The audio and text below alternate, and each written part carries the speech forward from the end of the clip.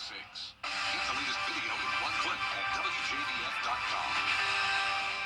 When you've been hurt in an accident, it can feel like your life is shattered, destroyed, unrepairable. Bills begin piling up and you don't know where to turn. At George Sink Injury Lawyers, we have the experience to help you get your money faster. Call all nines today and George Sink Injury Lawyers can help put your shattered life back together. That's all nines. The live 5 for 6 mobile app. Download it today. It was a very wet weekend for us, and we now have some isolated strong to severe storms in the CSRA, and I'll have all the details on that straight ahead. Now on News Channel 6 at 5, storms ripping through the CSRA over the weekend. We'll hear from the people affected as your news at 5 starts now. Live from Television Park, this is WJBF News Channel 6 at 5. Good evening, everyone. I'm Jenny Montgomery. Thank you for joining us. Coverage you can count on begins with a check of the forecast now from Chief Meteorologist Jenna Petracci.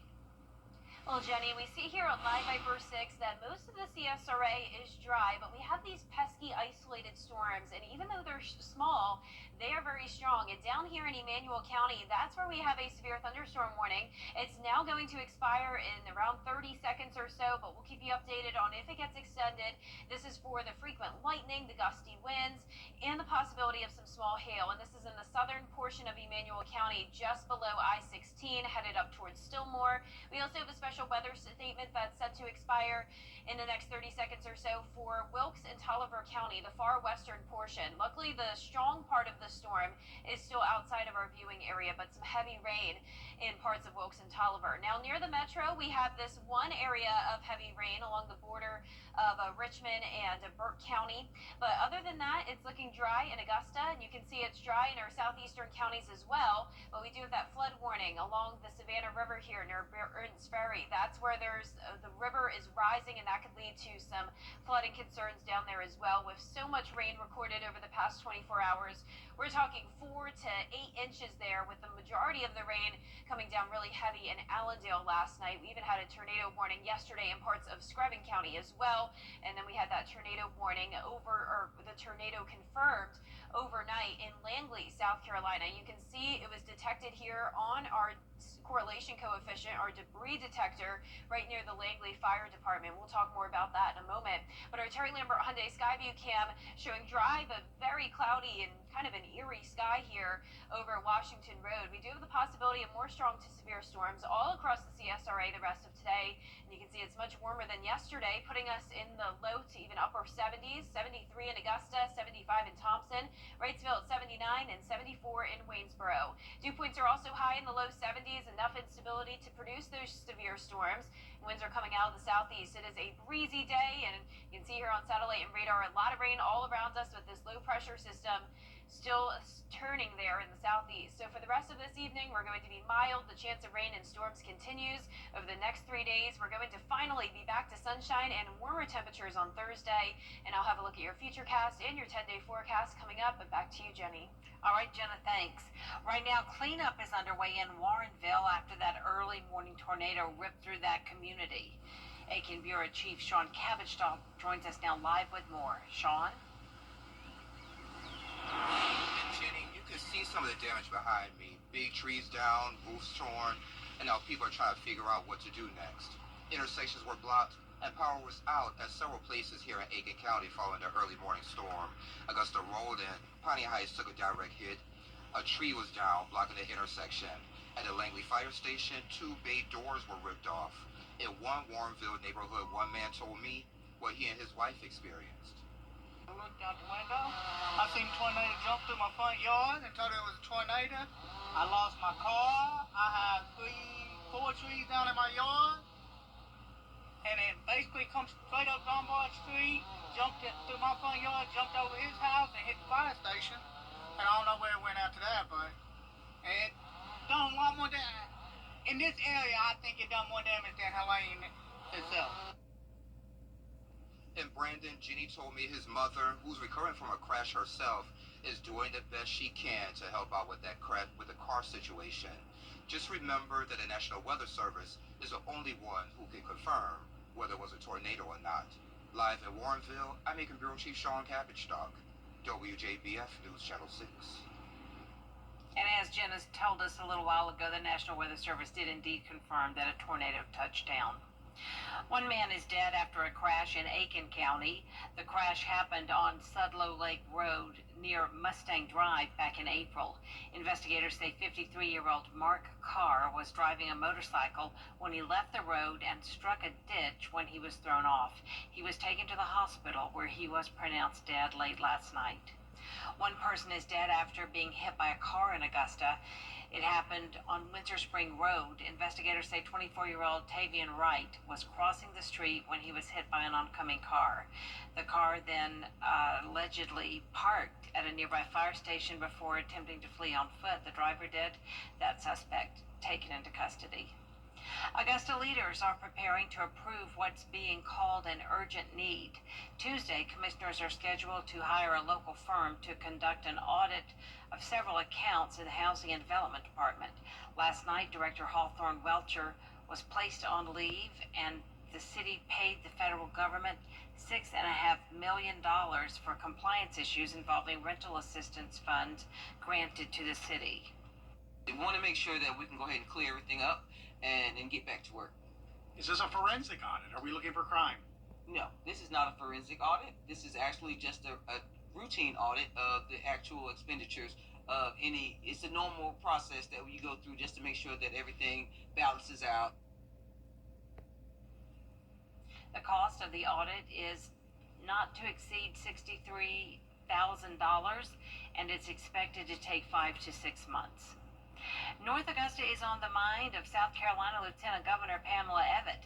Today, she was in town for the grand opening of the newest location of the Augusta Oncology Multi-Specialty Clinic. It's located on Bluff Avenue. The center will provide both chemotherapy and radiation services on site. The radiation center is on the first floor, chemotherapy is on the second.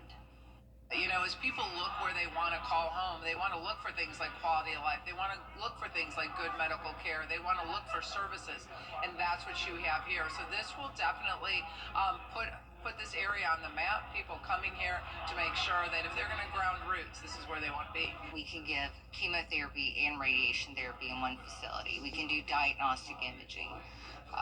We have CT scanners. We'll have PET CT scanners. So we can take care of the whole person going through this journey. The Cancer Clinic is part of the Beacon Bluff Development Project to help transform downtown North Augusta. It's signing day for several local high school seniors planning to pursue a career in education. Graham Lee has the story. It's the time of year to celebrate the achievements of high school seniors around the CSRA. McDuffie County school leaders got to do just that Monday, celebrating 8 seniors at Thompson High School who are preparing to start their journeys to becoming teachers. The ceremony is part of a partnership with Future Georgia Educators, capping off 4 years of hard work and dedication. I've seen a lot of students when they come in as freshmen, sometimes they're very immature, and I've seen them grow and develop into leaders, into someone I would want to teach my children. For students, signing the dotted line means getting ready to make a difference. I want to become a teacher because I want all children to know that everyone matters. Them, themselves, and everyone else too. And just helping the kids, you don't realize how many kids just have speech disabilities and how much it affects their everyday learning, and I've learned that a lot. So just being able to help those kids just be better in the classroom and perform better. School leaders here and around the state continue to work to bring more teachers to Georgia schools, including the recent Teach in the Peach initiative by the State Department of Education. Watley says there's still more work to do, but the future is bright for Georgia education. They can still do more. We definitely don't want to stop what we're doing. We want to keep going and make progress with that. But I think we are recruiting the best and the brightest into the field. Students say they're planning to make the most of their last 2 weeks here at Thompson High School before graduation. And from there, it's off to college to pursue their educational dreams this coming August. In Thompson, Graham Lee, WJBF, News Channel 6. Next time on Jenny, we are catching up with a young wife and mother from Aiken County who's living her life serving others in Africa. Savannah Black is the founder and school director at Hands of Hope in Zambia. She's been involved with the mission since she was in college and feels it is her calling to serve orphaned children there. Savannah has been back in the U.S. for a couple of months to have her second baby, but is heading back to Zambia in June. I had both of my babies here. I got married, and so it's really exciting because now they're on mission with us, and it's a very different dynamic. We live in Zambia, which is a developing country. My children are going to have the craziest stories of their childhood, but we love it. We love it. Is it hard for you to think about going back after you've been back in the U.S. and the conveniences we have here? Yes, Yeah. it is hard. Yeah. It's really hard to think about some of the things that we let go of, like consistent power or clean water. Savannah tells us about the future plans for Hands of Hope, as well as the impact they're having on lives right now in Zambia. Also, meet our latest Giving Your Best winner, Donna Lee. It's all coming up tomorrow at 12:30 on Jenny. Next on this broadcast, a new TikTok challenge that could cost schools big time. How South Carolina schools are trying to get ahead. Next. And on and off showers and storms in the forecast over the next couple of days with the threat of severe weather and flooding tonight. I'll break down all the details in the next few minutes. Disney Night continues. Community calendar. Welcome back, everyone. Schools in South Carolina are cracking down on a TikTok challenge that could cost students big time. Taylor Farmer has more on the Chromebook challenge. The Chromebook Challenge. You can find it on platforms like TikTok, where students film themselves damaging their school-issued Chromebooks. The Greenville County School District explains the trend as students intentionally trying to ruin their device by jamming objects into the USB ports, in some cases causing the Chromebooks to catch fire. They say students across the country are participating. The Greenville County School District tells me even students in their district. We've had more than 100 Chromebooks, I believe, damaged in this manner. District spokesman Tim Waller says participating in the viral trend is not only dangerous, but it's reckless and will lead to disciplinary actions. It costs the district, it costs the taxpayers a great deal of money to equip 78,000 students with the latest, greatest Chromebooks. For those who want to tag along in the trend and damage their Chromebook, school district leaders tell me those students could face suspension. The student or parents could have to pay for the damaged Chromebook, and law enforcement may even get involved. We take a lot of pride in our Chromebook collection here. And when you hear about something like this happening, it's very disheartening, it's disappointing. These Chromebooks are there for the betterment and education of students. Waller says he doesn't believe majority of students are influenced by what they see on social media when it comes to trends that could be harmful to them or their classmates, but he still urges parents to have that safety discussion with your child. For goodness sake, talk to your kids, tell them this is not cool, this is not something they need to be doing. Still ahead, raising awareness about the dangers of strokes, what Piedmont Augusta is doing to help save lives after the forecast. Weather headlines on WJBF News Channel 6, brought to you by Hickson Roofing. If your roof needs fixing, call Mr. Hickson. When it matters most, George Sink Injury Lawyers delivers results. I was rear-ended by a drunk driver. They got me $1.5 million. Go with the name you know and trust. On the line for On balance tonight. On the line for Now, your most accurate forecast with WJBF Live Viper 6. Welcome back. Here's the latest on Live Viper 6. Most of us are dry, especially in our South Carolina counties, but we have some stronger storms out towards the west, starting in Emanuel County. This is where there was a severe thunderstorm warning earlier down south of I-16. Now nothing severe, but we do have our fair share of lightning here near Twin City and Stillmore, and some heavy rain just outside of downtown Swainsboro. Very heavy rain and frequent lightning coming down here in Wilkes County, moving towards Tignall and Washington. It's going north around 30. We're near the metro. We have some storms as well, very spotty activity, nothing significant here, but Harlem, you're seeing some heavy rain along near I-20 as well, and the northern tip of Jefferson County. Over the past few days, we've picked up on a whole lot of rain, a lot of us getting just a healthy, beneficial rain out of this event, around 2 to 4 inches in our western counties, around 3.5, according to our radar estimate in Augusta, but some of our southeastern counties could have over 8 inches of rain, and that's from Barnwell down to around Jenkins. Our Terry Lambert Hyundai Skyview cam showing very cloudy skies here over in Augusta. This is looking from Wellstar MCG Health. 73 degrees out there with a southeast breeze of 11 miles per hour, dew point of 70.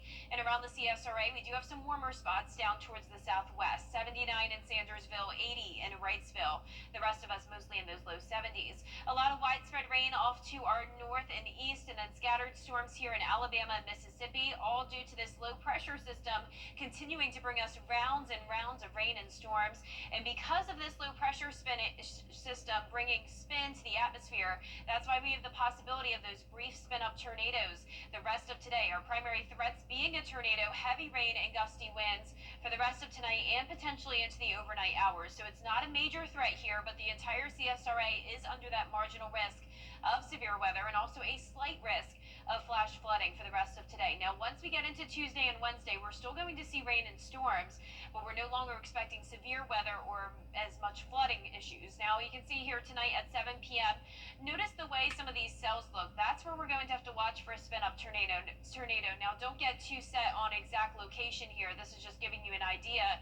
Any of these cells that show the heavy rain, that's where we'll have to watch for that spin in the atmosphere where we could see some rotation. Now, as we get to around midnight, not seeing as much activity here, and then as we go through the morning hours, we're dry around 7 a.m., but once we get into the afternoon, that's when we'll see more storms develop. But once again, a lower threat of severe weather at this point, and not really concerned about flooding as the rain will be very isolated. Now on Wednesday morning, more rain moving in, and then a better chance of some heavier downpours Wednesday afternoon. Now, finally, by the time we get into Thursday, we'll be done with this, and we're actually going back to sunshine and a 0% chance of rain both Thursday and Friday. Now, over the weekend, some isolated storms are possible, but for the most part, it's just going to be hot. We're climbing to the low 90s Friday all the way into next week, and you can see for tonight, we're also going to be above average with the lows in the 60s. Highs tomorrow still a few degrees below average, though, from the mid-70s through low 80s. And your 10-day forecast is showing the 40 to 50% chance of rain and storms Tuesday and Wednesday. Highs getting back into the lower 80s. Then we're drying out with the 90s starting on Friday, and then 90s even continue into next week, and lower rain chances in next week for sure. So that's good news, Jenny. All right, glad to hear it. Thank you, Jenna. Stroke prevention, recognition, and treatment. This week, Piedmont Augusta is hosting a community event that will help you learn what signs to look for. Most strokes occur in the brain when a blood vessel is blocked by a clot or it bursts. It happens mainly in adults, but doctors have seen it in ages as young as 6 months. According to the Centers for Disease Control, 600,000 out of the nearly 800,000 who suffer strokes in the U.S. are first-timers, and there are 2 common types of stroke you should be aware of. Main types are hemorrhagic stroke, or the bleeding type, and ischemic stroke, or the blockage type. I've seen both types. We see it very commonly. The most common type of the hemorrhagic stroke is a ruptured aneurysm, which is very dangerous because patients have no sign that they might harbor an aneurysm. The ischemic stroke is actually more common, occurring in about 85% of strokes, and those result from a blockage of an important vessel in the brain. This Thursday, Piedmont Augusta is hosting a free stroke prevention awareness event. It's from 11 a.m. to 1 p.m. on the front lawn of the main hospital downtown. Up next, riding for a good cause. How 2 NASCAR legends are raising money for sick kids. After the break. Transform your bathroom with countersink and showers, high-quality, non-porous, seamless Corian showers. Experience the elegance and durability of a solid surface crafted to perfection with a perfect, affordable fit for your bathroom. Our professional installation ensures a grout-free, seamless, and maintenance-free upgrade. Enjoy ease of access with lasting quality, elegance, and a modern design that adds value to your home. Visit our showroom today. Countersink and showers, where quality meets innovation. Protect.org.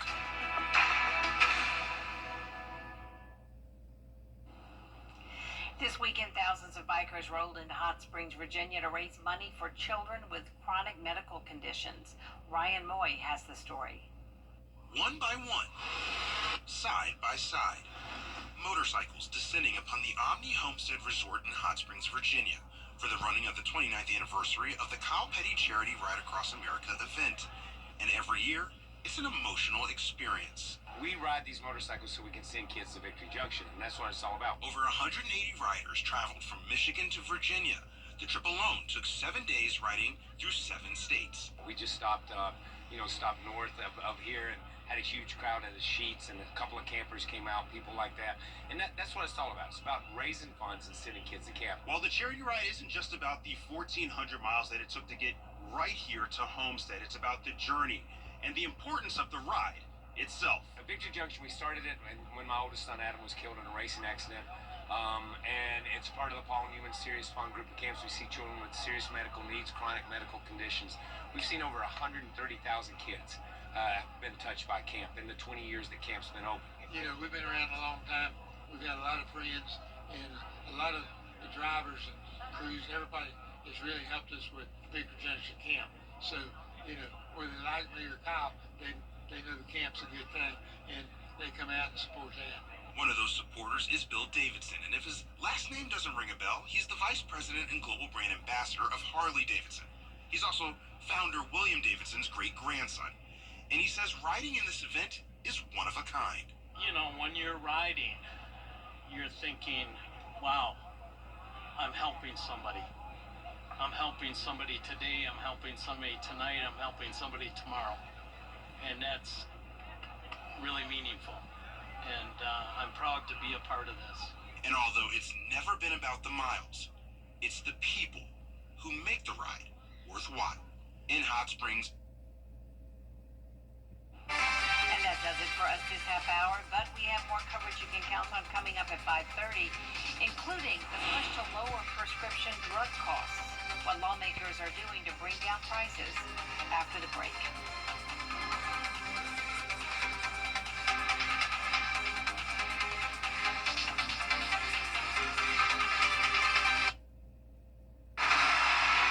Covered under one roof. At Tile Center, we deliver exquisite tile and stone, expert advice, innovations in materials, and extraordinary value.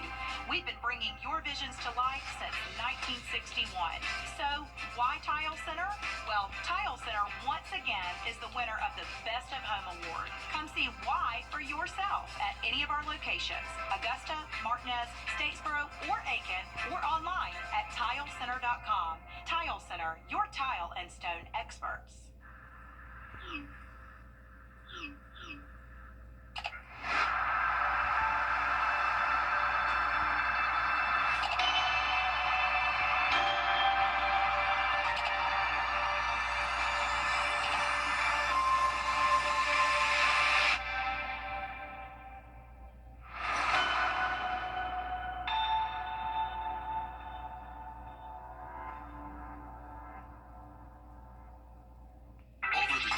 Thousands of people have gotten their hands on one. And who knows, you could be next. Win your very own Good Morning Augusta coffee mug at WJBF.com/coffee club. Sponsored by Honda Cars of Aiken. The Live 5 for 6 Skyview Network. Sponsored by Terry Lambert Hyundai. Periods of rain and thunderstorms continues over the next couple of days, and for the rest of tonight we could see severe weather, including gusty winds and maybe even a brief spin-up tornado, and we have a higher probability of some flooding as well with all the rain we've already seen. I'll have all the details coming up. Live from Television Park, this is WJBF News Channel 6 at 5:30.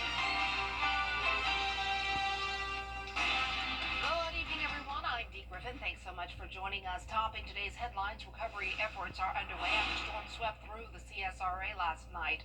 People living in Warrenville experienced heavy damage, some saying they believe they saw a tornado. Dominion Energy's crews are still working to get lights turned back on. Augusta leaders are preparing to approve what's being called an urgent need. Tuesday, commissioners are scheduled to hire a local firm to conduct an audit of several accounts in the Housing and Development Department.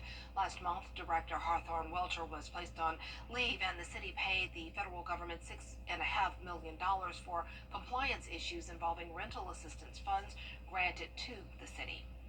McDuffie County leaders celebrating 8 students today who are headed to the education field. The State Department of Education recently announced a new initiative called Teach in the Peach to get more teachers in Georgia schools. Students say they're planning to make the most of their last few weeks here at Thompson High School before graduation. From there, it's off to college to pursue their educational dreams this August. Well, coverage you can count on begins with President Donald Trump. It's time now for a first look at our forecast with Chief Meteorologist Jenna Petronci, who has been tracking us rain and storms all evening and all night. Jenna. Yeah, Dee, it's been a very wet past few days, and we're continuing to see some isolated storms here on Live Viper 6. Nothing severe at this time, but we do have one special weather statement for Wilkes County, and that lasts until 6 p.m. So this is for the possibility of 40-mile-per-hour wind gusts, frequent cloud-to-ground lightning, and pea-sized hail. And this is moving off towards the northeast near Tignal and Washington. It's going at about 30 miles per hour. So heads up if you're in Washington or Tignal, you're going to have this heavy rain move in your direction. Now, closer to home here in Augusta, we do have some isolated showers as well. Nothing that's looking too strong, but McDuffie and Columbia County seeing some of that rain. Then down towards the south, Jefferson and Emmanuel County has some spotty showers and storms. One lightning strike there in Emmanuel. Our 24-hour rainfall totals are very significant, especially in the eastern portion of our viewing area from Saluda down to Sylvania. That's where radar estimates showing maybe even over 8 inches of rain over just a day. Now, overnight tonight, we even had a tornado. This was confirmed. It's an EF1 tornado in Langley, South Carolina, and it happened around 3:30 a.m. The Langley Fire Department did receive significant damage with the doors blown off of the fire department. There were also trees down, power lines down. Unfortunately, not a good situation there for our friends in Aiken County. Hoping everyone is okay. Our Terry Lambert Hyundai Skyview cam over at Wellstar MCG Health showing very ominous clouds here in town.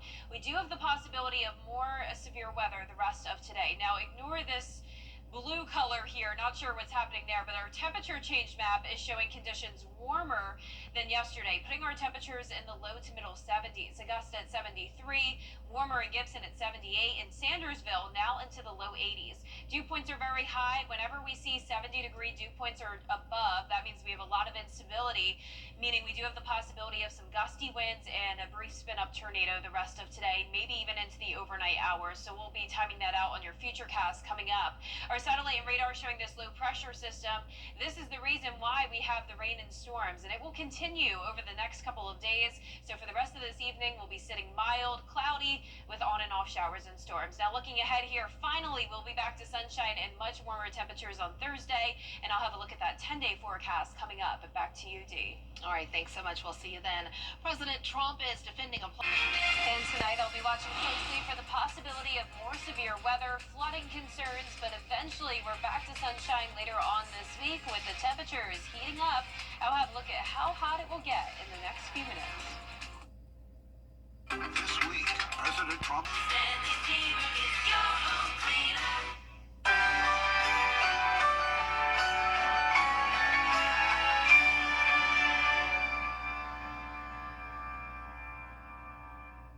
The CSRA is full of amazing women.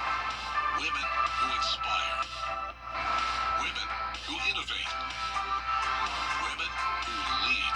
That's why News Channel 6 brings you Women to Watch. On the last Wednesday of each month, News Channel 6 recognizes local businesswomen who are making a positive impact in our community. Nominate someone today at WJBF.com. Sponsored by Goodwill. The CSRA. It's full of interesting people, fascinating stories, and plenty of stunning sights to see. Join Brendan Dawson as he hits the road, experiencing the fun adventures and wonderful people of the place we call home. These are your towns, your stories, and we assure you it's worth the drive. No matter the mode of transportation, come along for the ride. Your hometown road trip. Wednesdays at 12:30 on WJBF News Channel 6. WJBF News Channel 6 wants you to join our team. We're looking for talented applicants in a variety of fields. To see a current list of job openings, visit WJBF.com/look-for-6. Join our team today. The News Channel 6 mobile app is now even better. Download it today. Meteorologist John Blair, weather coverage you can count on. Welcome back, everyone. It's time now for a look at what's trending. May is Mental Health Awareness Month, and according to the National Alliance on Mental Health, 1 in 5 U.S. adults experience mental illness each year. 1 in 20 U.S. adults experience serious mental illness each year. 1 in 6 U.S. youth aged 6 to 17 experience a mental health disorder each year.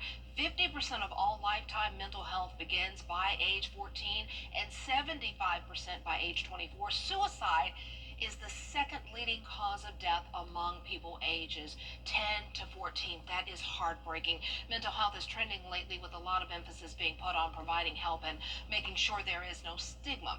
Mrs. Jade Harkness is leading the local effort to help shine a light on ways to help, and thank you for being here to talk about this. What brought about this effort to make a change and to help?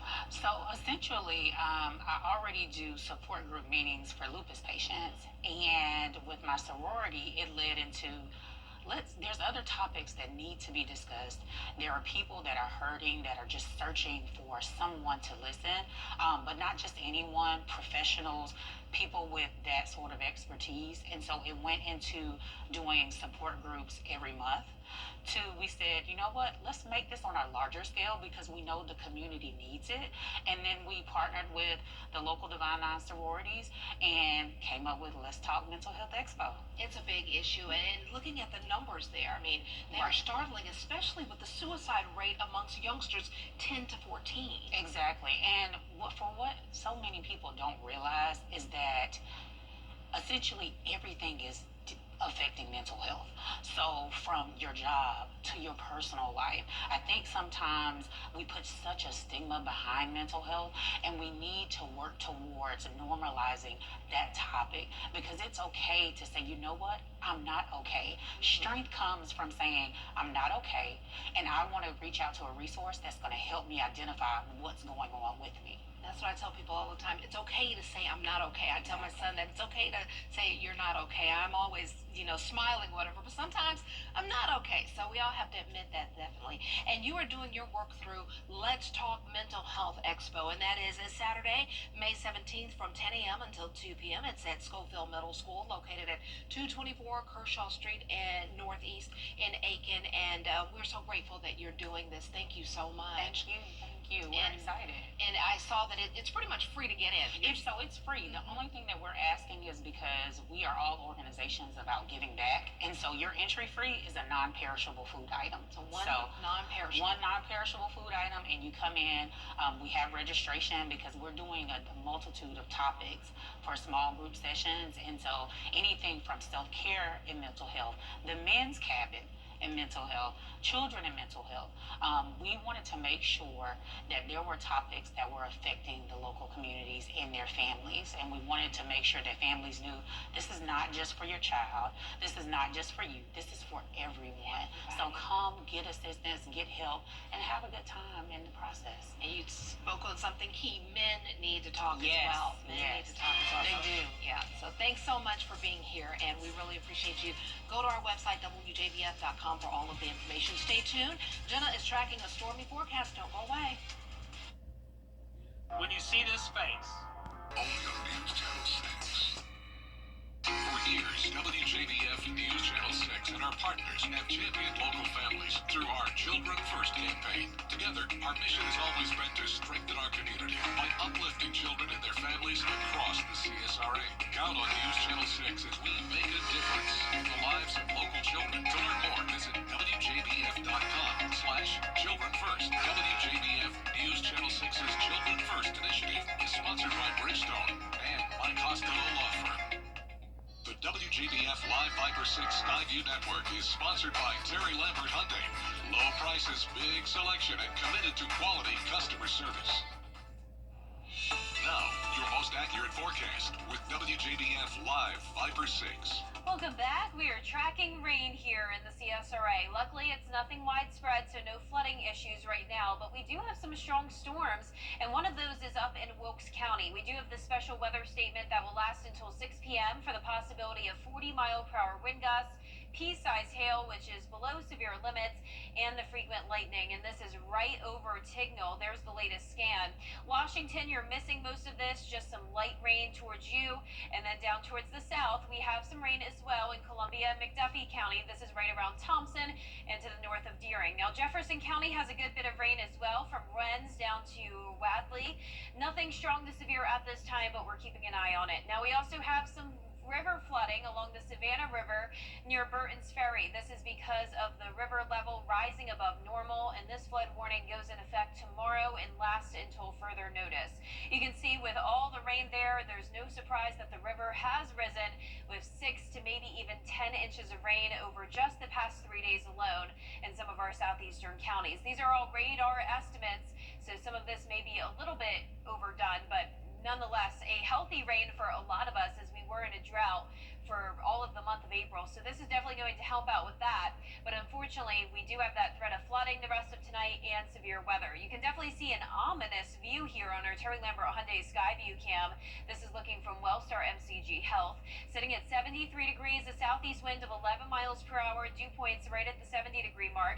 And as for those temperatures, we're anywhere from 70 in Saluda to 80 in Sandersville and Wrightsville, everyone else in between. Our satellite and radar showing widespread rain up to our north and east and scattered storms here in central Alabama and Mississippi. It's all due to this low pressure that's bringing enough spin in the atmosphere to produce those brief spin-up tornadoes, and that's exactly what we saw overnight in Aiken County. Now, the entire CSRA is under that level 1 out of 5 marginal risk of severe weather, with our primary threats tonight until around 4 a.m. on Tuesday being heavy rain, gusty winds, and that brief tornado. So it's very hard to pinpoint exactly where that tornado threat would be, but it's every single county has the possibility of that because of these storms just continuing to pop up. So it's not a major threat, but just want you to be alert and have a way to receive warnings overnight just in case. Our flash flood threat is also for the entire CSRA. That's a slight risk, level 2 out of 5. And you can see on our future cast tonight at 7 o'clock, notice the way some of these cells are looking. That's what's indicating the possibility of some rotation there. Don't get caught up on exact location. This is just giving you an idea.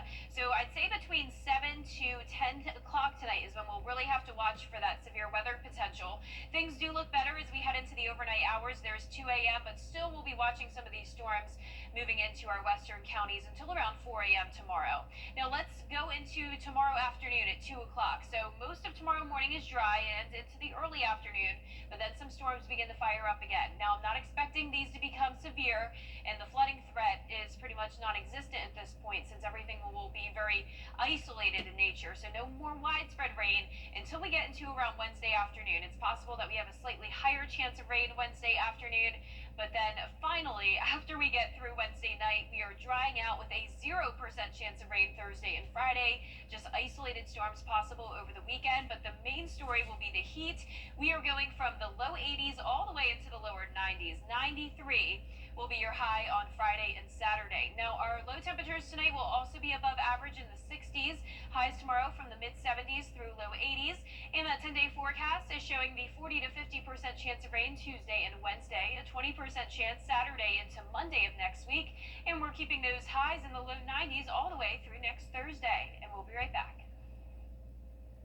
Some people hear the name Good on MeTV. Every day, ordinary people in the CSRA do extraordinary things to serve our community. Each month, News Channel 6 recognizes these outstanding volunteers with the Giving Your Best Award. Do you know an everyday hero who goes the extra mile to help others? Nominate them for the Giving Your Best Award by visiting WJBF.com and filling out the entry form. Sponsored by Science Co., Piedmont Augusta, Security Federal Bank, and News Channel 6. Get clear, accurate stories that don't waste your time at WJBF.com. For the first time ever, a child with a mechanical heart valve got a living donor valve. Dr. Tara Narula explains. At just 20 months old, doctors discovered Preston Porter had a heart defect when he was hospitalized with a virus. He underwent emergent surgery to replace his mitral valve with a mechanical one. As you can imagine, it was pretty terrifying. Preston, now 11, has been on blood-thinning medications for 10 years. The medicines prevent blood clots on the valve, but also increase the risk of bleeding. This meant weekly blood tests, limited sports, and food restrictions. He's a very active kid. Over the years, he's missed out on a lot. The other big problem? He would need multiple future operations to change the valve size as he grew. In January, his family learned he was outgrowing the valve, but instead of replacing it with another mechanical or bioprosthetic valve, doctors suggested a partial heart transplant. Doctors would take a valve from a human donor heart to replace Preston's old valve. Only 20 to 30 partial heart transplants have been done in the U.S. My initial reaction was, no, this is too new, there's no data. It just seemed different. Having a donor valve meant Preston could ditch the medications that prevented him from being active. When we first told him that this was an option, he said, so this means I could be a normal kid. With Preston giving the final go-ahead, doctors at Children's National Hospital in Washington, D.C. performed his life-altering surgery on April 27th. It's living, so it can grow with him. He's barely a bit more than 60 pounds. So it can grow double his weight, and that should grow with him. It's a natural tissue. It can heal itself. While Preston will be on a low dose of anti-rejection medications, he can now be an active kid. With hopes for a longer life and fewer complications, how does Preston feel about it all? It feels great knowing that I can have a normal life. It also feels really cool knowing I can also help people in the future. Well, that's wonderful. That's it for this half hour, but there's more coming up on News Channel 6 at 6, including Augusta commissioners calling for an audit of the city's Housing and Community Development Department after the directors put on administrative leave. That story and more next.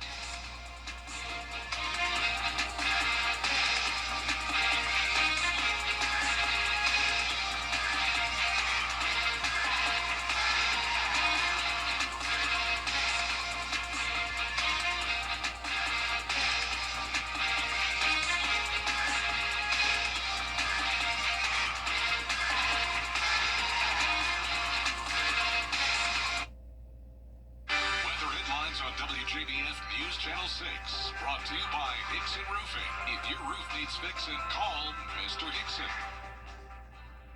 Now through May 26th.